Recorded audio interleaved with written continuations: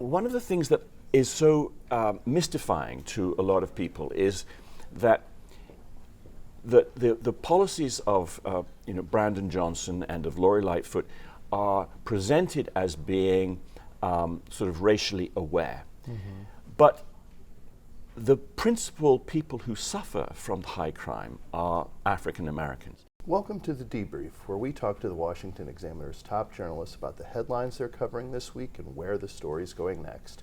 I'm Jim Antle. I'm joined today by Editor-in-Chief Hugo Gurdon.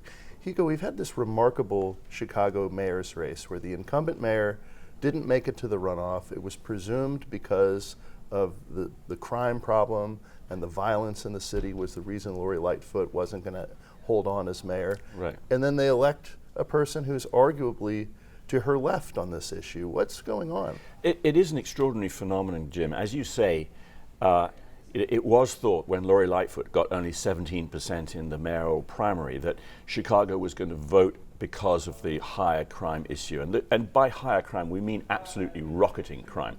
Mm-hmm. There are double the number of carjackings that there were before she took office. Theft is up 33%, murder is up 40%. So it looked as though the city was turning against the high crime and the sort of soft on crime. And then an extraordinary thing happened. Instead, the city voted for Brandon Johnson, who is more left-wing and than Lori Lightfoot, and if anything, is expected to accentuate and perpetuate the very sort of soft on crime policies that Lori Lightfoot had. And so the misery of people in Chicago looks like it's going to go on.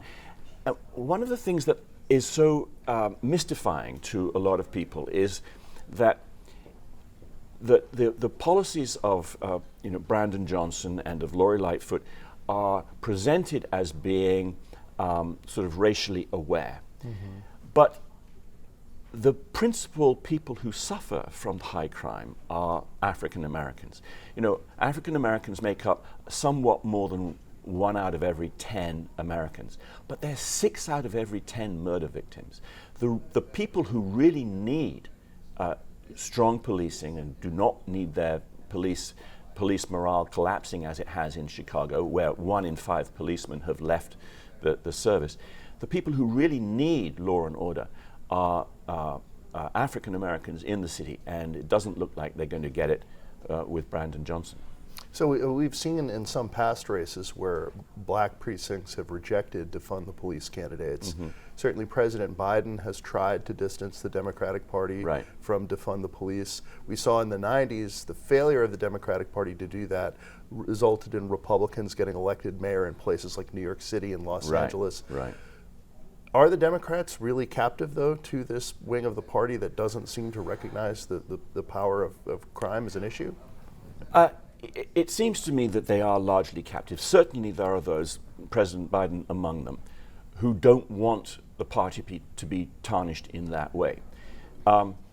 It was expected in the midterm elections that rocketing crime would lead to the Democrats being punished because they are largely responsible running the big cities, etc. Mm-hmm. But the midterms did not produce the results that the punishment of Democrats. That was largely because the voters were absolutely not going to vote for the candidates that former President Trump endorsed. Their principal and immediate danger, they thought, was in endorsing Trumpy candidates. So the Democrats have been able to interpret the results of the midterm elections as that they're not doing anything wrong, that they're actually succeeding. So I fear that what it means is that the party will be more enthralled to those who say, look, this doesn't damage us, and therefore it is, on this particular issue, it's possible for more moderate or more centrist people like the president to give the left of the party what it wants. So you've written a column about the impact on women's sports and girls' sports of sort of transgender ideology. Yeah. What is the effect that this is really having on the integrity of women's sports? It's having it's destroying women's sports. And women in sports all across the spectrum are giving up because they know that no matter how hard they work, no matter how much training they do, they are at a physical disadvantage to biological males who enter their sports. You know, the most notorious example of this is the swimmer Leah Thomas, who competed for the university team as a man ineffectively for 3 years, switched, identified as a woman, and then walked away with all sorts of honors. And one of the things that I wanted to address in this column was the fact that people who oppose the inclusion of men in women's sports are depicted as ignorant, as being bigots, as being behind, on the wrong side of history, etc.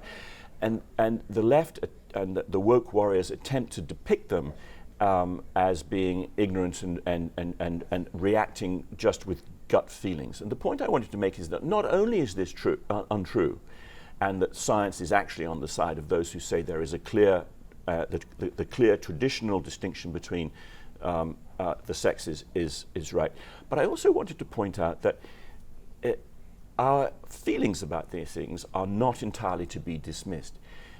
A prejudice in favor of fair play, a prejudice or an instinct to protect the weak from the strong. These are good things, and that on the issue of men or biological males entering women's sports, our gut feelings that there's something profoundly wrong with this actually line up and coincide with the science on this subject. So I wanted to point out that as much as the people on the left want to say that those who oppose this are just reacting with their feelings, I wanted to say that both feeling and logic coincide on this issue, and it's on our side. And yet, because of the accusations of bigotry that you mentioned, there are a lot of people on the left who say we shouldn't talk about this issue.